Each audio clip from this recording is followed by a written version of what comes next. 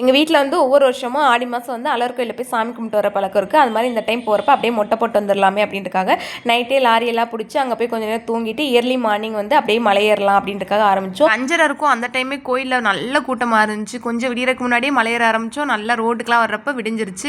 காலைல early morning அப்படின்றனால நல்லா எனர்ஜியாக தான் நடக்க ஆரம்பித்தோம். அப்படியே நம்ம நண்பர்கள்லாம் வந்திருந்தாங்க, சாப்பாடெலாம் கொடுத்தோம். அப்படியே பேசிகிட்டே நடந்துட்டு இருந்தோம். அதுக்கப்புறம் போக போக எங்கே போச்சு அந்த எனர்ஜி அப்படின்ற மாதிரி, இன்னும் கோயில் கொள்ளையா, இன்னும் கோயில் கொள்ளையா அப்படின்ற மாதிரி எல்லாரும் கேட்டுக்கிட்டே நடந்துட்டு இருந்தோம். அவ்வளோதான், பேசான்னு நடங்க, முருகன் கோயில் வந்துடும் அப்படின்னு நடக்க விட்டுட்டு இருந்தாங்க. ஏன்னா அந்த முருகன் கோயிலில் போய் நமக்கு முக்கியமான விஷயமான சாப்பாடு கிடைக்கும். அங்கே வந்து அன்னதானம் வந்து போட்டுட்டு இருப்பாங்க காலையில் டைம்லலாம் நம்ம போனோம் அப்படின்னா. உண்மையாகவே அங்கே சாப்பாடு சூப்பராக இருந்துச்சு. சக்கரை பொங்கல், வெண்பொங்கல், சாம்பார், வடை அப்படின்னு சொல்லிட்டு நல்லா சாப்பிட்டுட்டு அப்படியே மேலே போய் தீர்த்தம்லாம் ஆடிட்டு வர்றப்ப அப்படியே பஸ்ஸில் வந்து கீழே வந்துட்டோம். குழந்தைய வந்து மொட்டை போட வைக்கிறப்ப தான் ரொம்ப யோசிச்சே, ஒரு அம்மாவா இது ரொம்ப கஷ்டமான ஜேர்னியும் அப்படின்லாம். குழந்தை வந்து ஒரு சரௌண்டிங்கில் தனியாக அப்படியே வளர்ந்துட்டு இருக்காங்க அப்படின்னா நிறைய பேர் பார்க்குறப்போ ரொம்ப அழுக ஆரம்பிப்பாங்க.